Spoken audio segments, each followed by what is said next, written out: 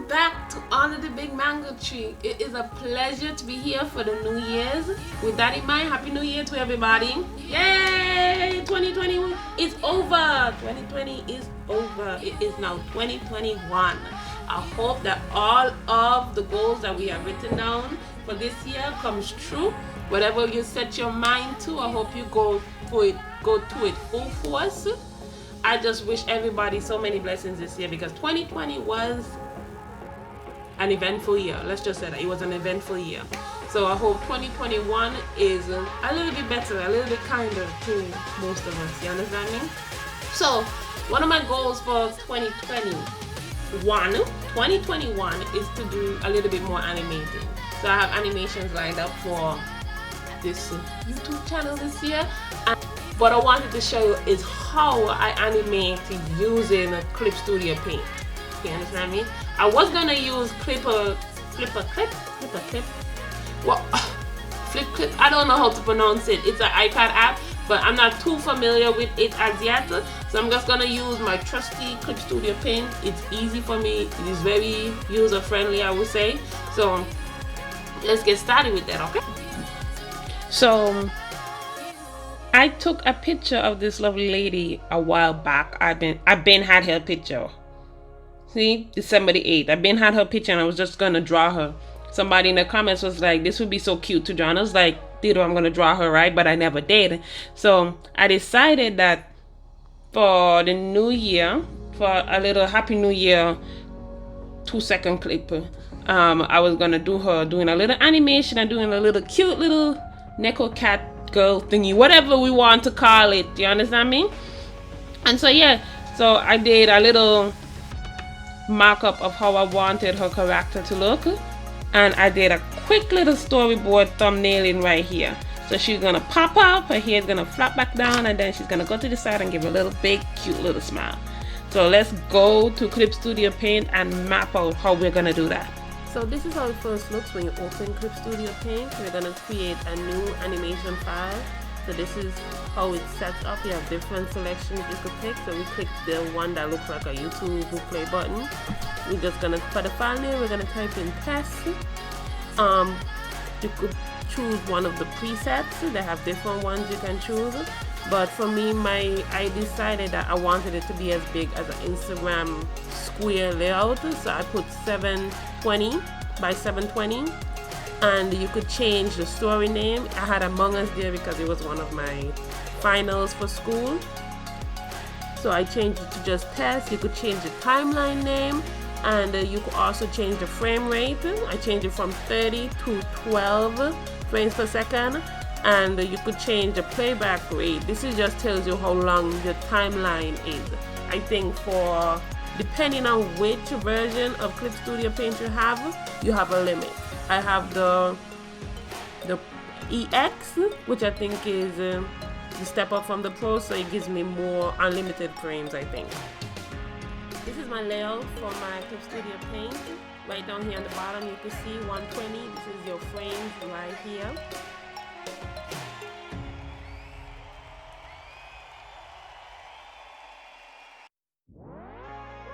So I'm just going to show you guys a quick little bouncing ball animation to show you how the program works a little bit. So to create your frames, you decide how far you want each frame is. The closer the frames are, the faster the object moves. The further they are apart, the slower the object moves. On the left hand side of the play button is where you're going to find the buttons for your frames. This is where you're able to change frames, add frames, take away frames, everything. You understand? So as I go along with this simple animation, you'll see me adding frames, moving them, and so on and so forth.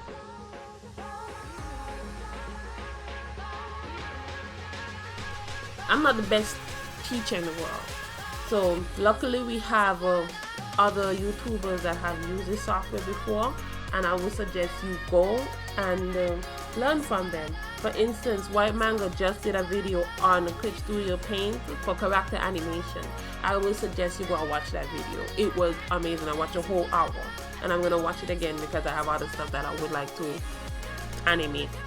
I don't understand animation to the T when it comes to frame rate and stuff like that. But if I want something to move, I can make it move. Having me to explain it is just a different, just a different battle. Also, when it comes to the fundamentals of animation, I would say you need to learn that first, if anything else. Before I learn how to move anything of advance, I would say, I learned the bouncing ball method, slow in, slow out, the flower bags, all those stuff. So Alan Burke would be, that's his name, I think so. With the stick fighting animation, I would say go and look up his animations for the principles of animations. They'll help a lot. Practice makes perfect. So moving on to my Neko animation. This is my ruffle. So how I did this, I started with her fully up, and then I worked my way down to her being off frame, and then I worked my way up to her hair bouncing, and then giving the big smile on the side. I wish I could have shown you me actually drawing, but sadly when I did this before, OBS created the file too big, so I couldn't do anything with it really and truly. No software would allow me to take a 12 gig file and render it. This is my line art now. I just used a simple G pen and lined her out.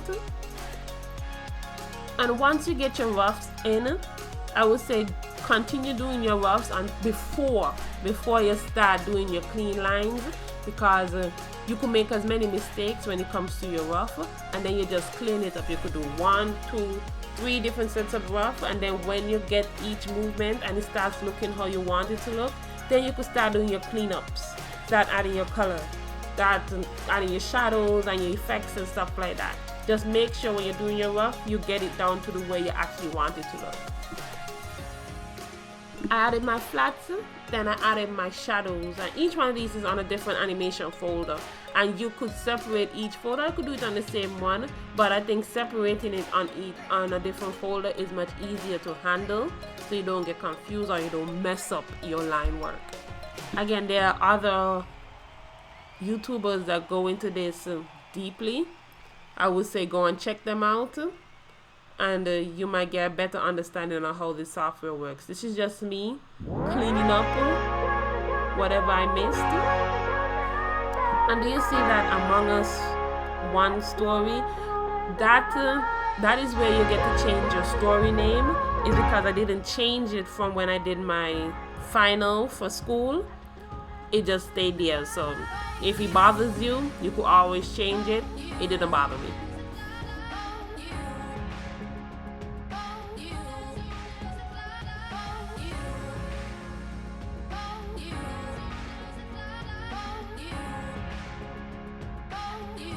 And if you're wondering why didn't I color her all the way off of the page, that box is the camera. That is the size of the camera.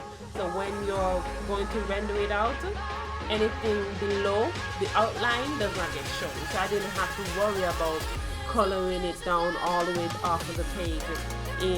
That's just bother to give me space if I want to write anything. If I have a correction to make, it's just extra space. You could get rid of it if you don't like it. That's what all the extra options within the new file settings are for. So it's really up to you.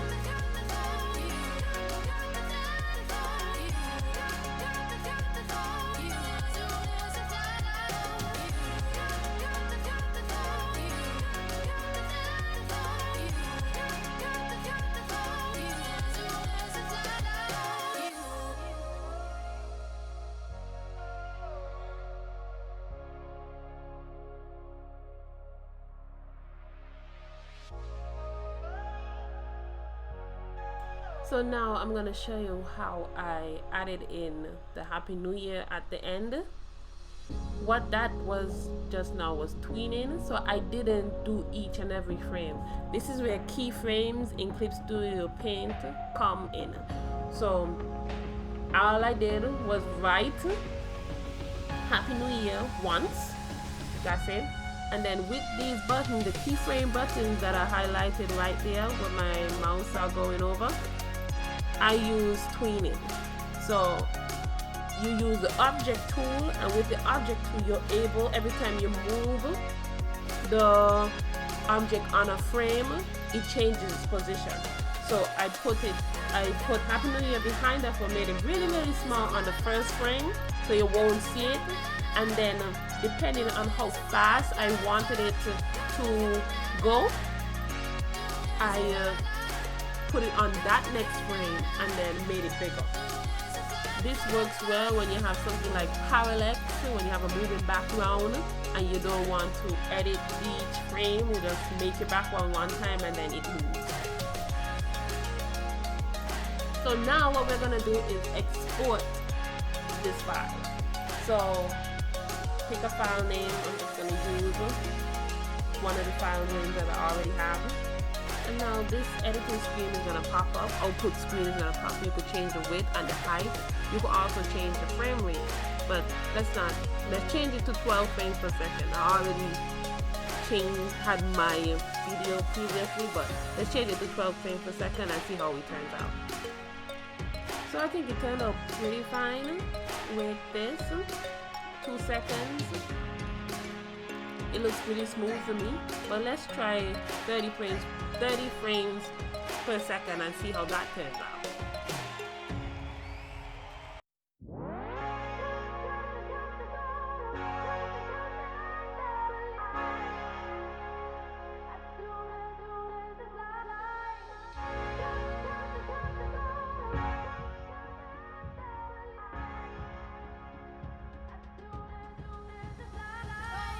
I think overall it still isn't a difference, so choosing 12 frames or 30 frames per second for a 2-second video wouldn't show you a significant change in speed. But if the video was longer, I'm pretty sure the end result would have sped up a little bit more. So that is the end of this video. I hope you guys enjoyed it. If you want more videos like this, let me know. I don't mind doing them. It was kind of fun doing a how-to. I'm not the best teacher, but oh well. Again, Happy New Year to everyone. I hope this year bless you tremendously. Please like, share, and subscribe. I'll see you on the next video. Bye.